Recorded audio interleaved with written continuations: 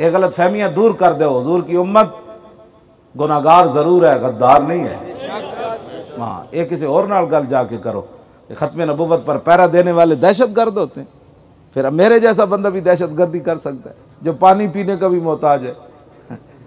कोई बात करो, ये क़यामत तक कि विच ना लिखाना है कि एक व्हील चेयर पर बैठ के ताजदार ख़त्म नबुव्वत का नारा लांदा सी ते जज ने उन्होंने की कहते हो दहशत गर्द है। किन में नाम लिखाना चाहते हो क़यामत वाले दिन जिनके सामने पेश होना है? कोई तुम्हें समझ आया इस बात की? ये चंद दिन की दुनिया है, फिर चले जाना है। तारीख में किस नाम के साथ तुम्हें पुकारा जाएगा? तुम्हारी नस्लें कैसे सर उठा के चलेंगी कि जिन्होंने 8 लाशें भी संभाली, फिर भी दहशत गर्द वो जिन्होंने 8 लाशें उठाई, 12,000 शैल खाए और टैरों के साथ सोए रहे और ठंडी हवाएं बर्दाश्त की, और फिर दहशत गर्द भी वही।